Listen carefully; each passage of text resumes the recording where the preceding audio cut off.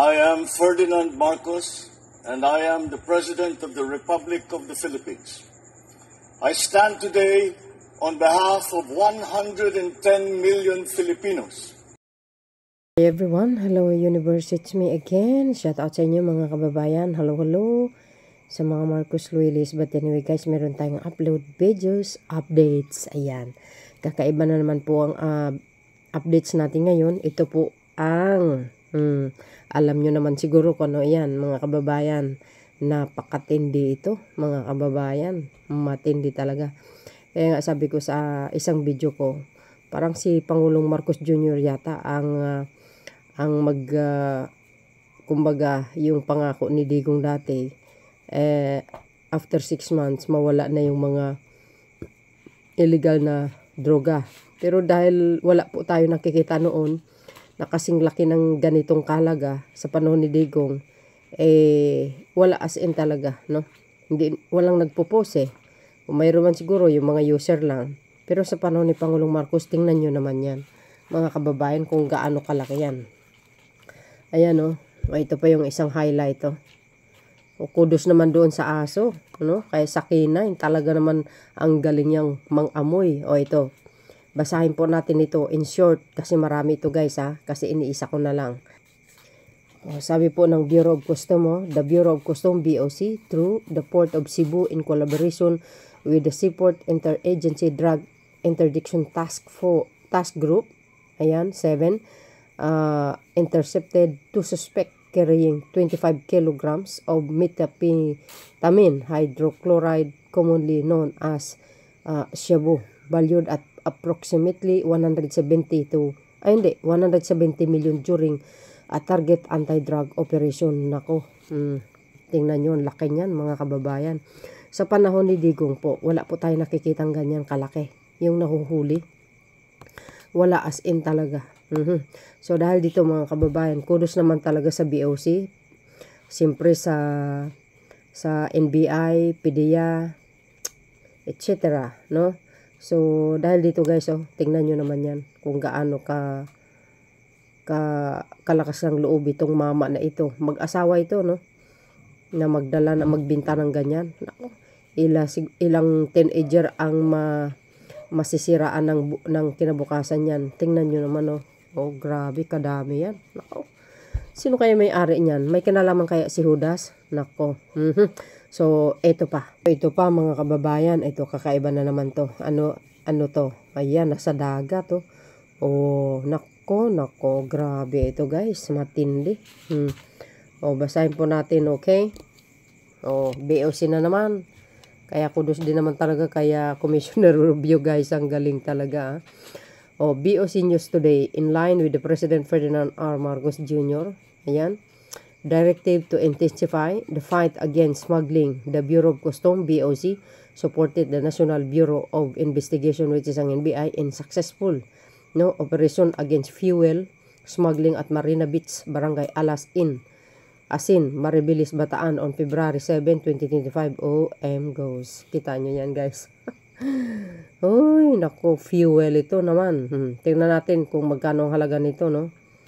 Ayan, wow, grabe. Ayaw nila talaga magbayad ng tax, no? Ayan, grabe, ang tindi yan mga bis. Kudos naman sa ating Coast Guard. Ayan, 'di ba? Ang daming trabaho na pwedeng pagkakitaan, guys, no? Sa bagay, itong ganitong talamak na gawain, madali lang po ang trabaho dito. Sabi nga nila, marami kang ang pera, galing sa masama, madali lang maubos. Mas maganda yung pinaghirapan mo, at least matagal. So, basahin ko ito ng bahagya, guys, ha. Sabi dito, the NBI Criminal Intelligence Division, ayan, along with its counter-terrorism and counter-intelligence division, lead the enforcement action in collaboration with the BOC and the other government agency. The operation resulted in the apprehension of individuals involved in the illegal importance and distribution of the petroleum products. Authorities seized a motor tanker MV Efrain, ayan, and 11 lorry trucks for carrying a total of 674 4,620 liters. goes 674, ayan, and 520 liters of illicit fuel valued at 22.438 million. Ang laki, guys. Tingnan nyo naman, ang tindi nito. Di ba? Sabi sa inyo yun. Ayan, ay masyadong mahaba ito, mga kababayan. I-short lang natin. Fuel mark test conducted yielded failed result in both initial and confirmatory test, confirming that the size fuel did not meet legally required tax marking. Ayan, agay. Sabi sabi pa dito, did not meet legally required tax marking. BOC Commissioner Benvenue Rubio emphasized that this operation reflect that the Bureau's strong commitment to enforce custom. Di ba? Sabi sa inyo, hanggang dyan lang tayo, guys, no? Sabi ko sa inyo, magaling talaga mamuno si Pangulong Marcos Jr. Sabi niya nga sa kanyang speech, kung dati talamak ang korupsyon, nakawan sa BOC, ngayon binago niya. Tingnan nyo naman. Ang laki ng kita nila nung last 2023. Halos mag 1 trillion. Ito pa. Ayun pa, mga beswa. Agay, talaga naman, 16 hours ago. Basahin po natin para kompleto detalyado, okay? Sabi ng BOC, the Bureau of Customs, BOC, under the Commissioner Benvenue Y. Rubio, has significantly intensified its effort to combat smuggling and illegal trade in line with the President Ferdinand R. Marcos Jr. directive to safeguard national security and economic stability, recognizing that the smuggling not only undermines government revenues but also threatens local industries, public safety, and food security, that BOC has ramped up to enforcement reaction to protect the country borders. Tingnan nyo naman, mga base. Tingnan natin yung mga highlights, okay? Ito mga smuggling na ito. Kawawa talaga yung mga lokal na magsasaka sa atin. Sila masyado ang dihado. Pero ito mga to, pag nakalusot ang mga yan, hindi nagbabayad ng tax. Malaki po ang kita nila. Kaya naman ang higpit ng yung habilin or instruction ng Pangulo na talagang higpitin ang pagsugpo sa mga illegal na produkto na pumapasok sa bansa na hindi kumpleto ang mga papilis, no? Tamad magbayad ng tax tong mga to, Sa bagay, guys, napakalaki ang tax ng mga yan. Ito yung mga highlights, okay? Ayan, biro nyo yun. goes. Yan, mga sibuyas. Kaya wag niyong sisihin ng Pangulong Marcos Jr. kung bakit mataas ang ibang bilihin sa merkado. Kasi kagagawan din ng mga smuggling yan, sa mga hoarder. Sila yan. Nandyan po si Congressman Toby, si DS Secretary Laurel, nandyan. Biro nyo naman yan, guys, si Speaker Martin, nandito, si Speaker of the House, guys, nandito. So, ano po ang kapalagayan nyo? Ganun talaga. Dapat ganun ang leader. Diba? Kung sa panahon ni Judas yan, wala na. Lusot yan, mga kababayan. Lusot yan. Kaya, makikita mo din talaga sa isang pinuno yung may pagmamahal sa bayan. Itong mga smuggling ng mga produkto na ito, nako, kawawa yung mga lokal. Sila ang lugi lagi, no? Hindi lang yan, guys. Ito pa. Ayan, nakita nyo? Ano yan? Damo, mga kababayan. Ay, kudos naman talaga sa BOC. Shout out po sa BOC. Sa lahat ng BOC, Luzon, Visayas at Mindanao. Naloka. Yes! Ito basahin natin, mga kababayan, 13 hours ago, yung kanina sa Sibuyas, 16 hours ago. As part of its intensified campaign against illegal drugs, the Bureau of Customs, BOC, through the Ninoy Aquino International Airport, which is intercepted 6 inbound parcel containing kus, a high-grade strain of marijuana at the Central Mail Exchange Center in Pasay City. Ay, nako, talaga naman, Ewan ko ba, ano bang meron dito sa bagay na ito? Bakit gustong-gusto ng mga tao, no? Kaso lang, isa lang nakikita natin dito mga kababayan, ha? Masisira talagang buhay mo. O, biro, galing Thailand. Ako, mga adik pala yung mga tao dyan. Basahin po. Yan guys, so as a part of its intensified campaign against illegal drugs, the Bureau of Customs, BOC, through the Ninoy Aquino International Airport, intercepted 6 inbound parcels containing kus, a high-grade strain of marijuana at the Central Mail Exchange Center in Pasay. The parcel all shipped from Thailand. Talaga naman, oh. And consigned to various recipients in the Philippines were flagged by BOC NAIA during a routine inspection in coordination with the Philippines Drug Enforcement Agency, which is ang PDEA, at the NAIA Interagency Drug Interdiction Task Force. A task group, ayan, a total of, ilan ba yan? 3,231 grams of kus was seized with an estimated street value of 4 million OMGs.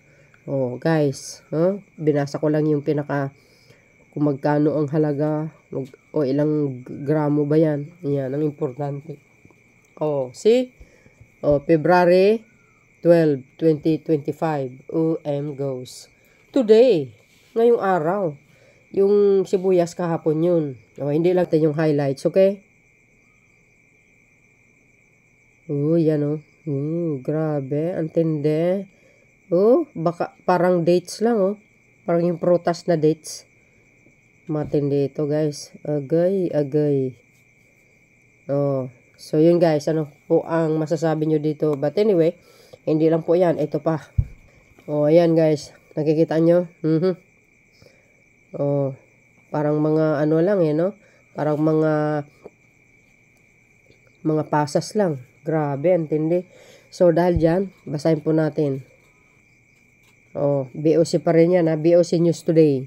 The Bureau of Customs, BOC, in coordination with the Philippines Drug Enforcement Agency, with Sampedia, successfully intercepted 28.296 kg of high-grade marijuana na naman, commonly known as kus, with an estimated value of, 39.6 million OMGs. The illegal drugs were discovered inside a consolidated shipment of balikbayan boxes that arrived at Manila International Container Port. From Canada naman ito guys, yung isa from Thailand. Grabe, adik ang mga tao sa mundo. Ano ba yan? OMGs. Today. 30 million plus. Ay, naka. Talaga naman ako. Tingnan natin yung mga highlights. Tingnan nyo naman yung mga kababayan. Galing Canada. Adik pala din ng mga tao dyan. Oy. Diba? Nga. Parang sampalok lang. Ay, ang dami yan mga beswa. Ang dami matindi ang pangangailangan ng mga drug lord na ito. 'Di ba? Sa panahon ni Digong wala tayong po makikitang ganyan. Hindi, serious po dito, real talk po tayo. Sabi ko sa inyo, kakaiba si Pangulong Marcos Jr. Bukod pa sa inaalala niya ang kapakanan ng mga teenager, mga kababayan natin. Nako. Masisira talaga ang utak mo dito pag itong mga illegal na droga ang aatupagin mo. Sigurado yan.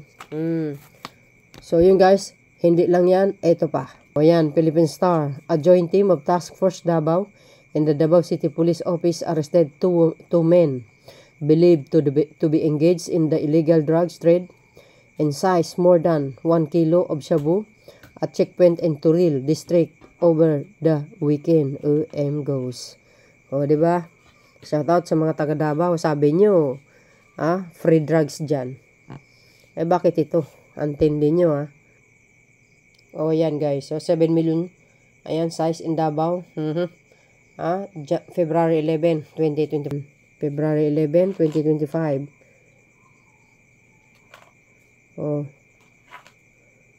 Diba? Davao City. OMGs. Oh, yan oh. A joint team of task force, Davao and Davao City, police office arrested 2 men believed to engage in the illegal drug trade in size more than 1 kilo of shabu at checkpoint in Toril district over the weekend. Pero niyo yan. Sa Davao yan ha, sa Davao. Oh, and a reported team said suspect alias Mihan and alias Abdin were entering the city using the pickup truck when they are stopped at checkpoint for routine inspection. Goes. The two allegedly acted suspiciously, prompting police to check the vehicle further. Ay, talaga kayo ha? After the discovery of shabu, valued of 6.93 million, the two men allegedly attempt to bribe the policeman and 16,800 in cash charged for violation of the Comprehensive Dangerous Drug and Act of 2002 will be filed against the suspect. Kaya sabi ko sa inyo sumikip po ang mga kulungan sa dinadami-dami talagang nakumpiskang shabu, sa totoo lang. Antindi. Under the Marcos administration, talagang naglilinis ang Pangulo. Ito guys, ito actually ang dami ito mga kababayan, hanggang dito lang tayo. Pero tingnan nyo ito isang post. Yan, nakita nyo yan mga bes. Yan yung mga illegal na droga na nakumpiska dyan po sa Zamboanga del Sur.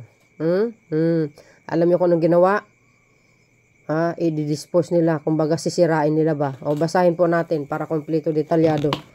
Sabi dito guys, 1TV Philippines. Short lang ito Just in PDEA 9. PDEA 9 destroy 331.2 million worth of illegal drugs in Aurora, Zamboanga del Sur. Biro nyo yun. Doon lang yan 300 plus. 331.2 million ng halaga ng illegal na ayan. Nakita nyo kung paano nila i-dispose. Tingnan nyo. Ay, akala ko tinutunaw sa tubig o sa dagat or tinatapon sa dagat, guys. Kasi pag tinapon mo sa dagat yan, baka magiging adik ang mga isda, guys. Baka magiging adik yung mga isda. But anyway, siya, katunayan sa mga bumabati ko sa Marcos administration. Sasabi nyo, nire-repack. Hindi po, ayan malinaw siguro sa inyo yan, apoy yan. Pinapasok nila doon, talagang sinusunog. Galing naman. Matindi guys. Grabe pala ang mga droga na pumapasok dito sa atin. Tingnan po natin yung pinakamalaking destruction activity dito sa Zamboanga Peninsula. The biggest so far. We were able to destroy almost 48 kilos of shabu, valued at 331 million pesos.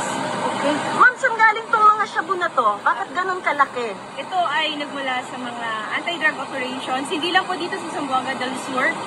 Yung operations po natin ay isinagawa pati po sa Zamboanga City and buong Zamboanga Peninsula. Ma'am, saan galing yung pinakamalaking bulk po natin, ma'am? Nagmula po sa Zamboanga City because we have two largest anti-drug operation last year, 21 kilos and 16 kilos. So bulk of the destroyed illegal drugs were from Zamboanga City. So yung the rest, Zamboanga del Sur na lang po? Zamboanga del Sur. So more than a half kilo po yung sinunog natin from Zamboanga del Sur na mga cases po. Yung illegal drugs sa Tagalog, yung illegal drugs, possible ba? Sources. Other places. Sources. Based on intelligence po, na gather po natin, it is being trafficked to Zamboanga City from Malaysia. So Malaysia pa rin po ito, nagagaling and then dumadaan po sa Basuca areas and then Zamboanga City, it is being transported to nearby provinces and regions. Ma'am, dahil talamak na po ngayon ang drugs sa Zamboanga Peninsula, parang talamak po talaga. Ma'am, ano po ba ang mga hakbang na ginagawa ng PDEA po? It is always a balanced approach yung ginagawa ng PDEA, both supply and demand reduction. Intensify po ang ating anti-drug operation in pursuing high-value targets. And at the same time, yung ating rehabilitation and reformation efforts po. Tinututukan din natin yung ating demand reduction initiatives, yung pagkandak ng mga drug awareness, lalong-lalo na sa mga kabataan. Kasi base po sa datos po ng PIDEA na nakala po for 2024, tumaas po yung ating mga na-rescue na mga minors at nahuli po ng mga students. So, isa po sa mga hakbang na gagawin po ng PIDEA sa ngayon ay palalakasin pa yung partnership with the Department of Education. Ma'am, nabanggit po kanina sa speech ni Congresswoman Divina Gracie Yu na sa 600 plus barangays in Zamboanga del Sur, 100 plus na lang po ang hindi cleared ng PIDEA. Pero po, sinasabi niya kung pwede po bang gumawa ng reassessment sa mga barangays dahil hindi ikakaila na tumataas ulit ang supply ng droga here. It is always a challenge po, lalong-lalo na sa mga kapitan na na-declare na drug clear yung kanilang barangays, yung sustainability efforts nun. So, dahil may moratorium pa po tayo ngayon sa implementasyon ng barangay drug clearing, gagawin po natin ang activity patungkol sa barangay drug clearing program after the election. So, ngayon, tuloy-tuloy pa rin po yung pangangalap ng intelligence ng PIDEA as to bumabalik ba yung mga nabigyan ng intervention noong mga nakaraang taon at sila ba ulit yung mga players natin pagdating sa legal na droga. Isa rin sa nabanggit ni Congresswoman Yu. So yun guys, sabi sa inyo Zamboanga pa lang yan. May kinalaman kaya si Judas dyan? Agoy, ay nako, talamak din talaga ang illegal na droga dyan. Matindi. Local man or international, grabe, pumapasok sa bansa. Kaya nagiging alerto talaga ang ating mga kapulisan, mga authority.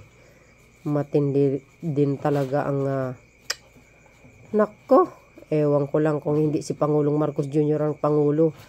Marami sa mga kabataan ang nasisiraan ng kinabukasan. Sa totoo lang.